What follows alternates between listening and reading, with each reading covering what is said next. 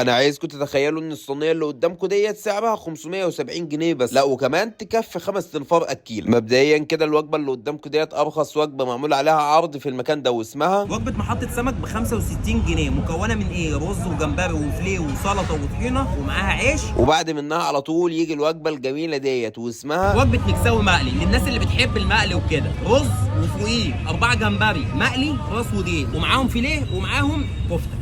بس كده؟ لا، معاهم السلطة والطحينة والعيش. بص اللي بعده. الوجبه ديت بقى هي ولكن مشويه، وعايزك تركز في اللي جاي كله. انت متخيل انك ب 120 جنيه هتاخد وجبة المكساوي مشوي ديت، مكونة من 4 جمبري كبير راس وديل، ومعاهم 2 كفته ومعاهم 2 فيليه، وتحت منهم كميه رز كبيره، ومعاهم بقى السلطه والطحينه والعيش. كل ده ب 120 جنيه. تعال اوريك اللي بعده. الوجبه ديت تشبع اللي ما بيشبعش وتركم اللي ما بيتلكمش. الوجبه ديت اسمها وجبه السحر، بكام؟ ب 195 جنيه، تكفي فردين مستريح بالنسبه لي، يعني لو ناس مش اكيله قوي، الاكيله يستنوا معايا لاخر الفيديو.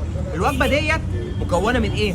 4 قطع فيليه، ومعاهم قطعتين كفته، ومعاهم 6 قطع جمبري راس وديل حجم كبير، وتحت منهم الرز. واخيرا بقى صينيه العزومه، وهي وحش الفيديو دوت، سعرها 570 جنيه، فيها 4 سمكات بولت كبار مقليين، وكمان معاهم 10 تعواج جمبري مقليين راس وديل، بالاضافه ل5 صوابع كفته جمبري كبار، وكمان معاهم 5 حتت فيليه كبار، وده غير كميه الرز الكبير والعيش والسلطه والطحين. وحرفيا عرض الصينيه ديت من اجمل الحاجات اللي عملها محل محطه سمك. بالنسبه للفيليه فطعمه كان كويس جدا وحلو، ولكن التتبيله بتاعته كانت مالحه سنه، بس الطعم بتاعه حلو ومظبوط. اما بقى السمك البلطي فبصراحه حجمه كان كويس جدا وطعمه كان جميل جدا جدا جدا. وده بقى اغرب اختراع شفته عندهم، كفته الجمبري. بصراحه انا ما اكلتهاش قبل كده، فكنت حاسس ان طعمها حادق سنه، ولكن التست بتاعها حلو ومظبوط. وعلشان اللي بياكل لوحده بيزور، فانا لقيت الرجاله دول عارفيني، فقررت ادوقهم كده ويقولوا لي رايهم بكل صراحه، وفعلا الطعم عجبهم جدا وكانوا مبسوطين. وبصراحه انا اللي اتبسطت اكتر منهم، لاني قابلتهم وضحكت وهزرت معاهم شويه حلوين. وعايز اقول لكم بقى ان المكان دوت الاكل فيه جميل جدا، وعروضهم حلوه قوي ومية مية.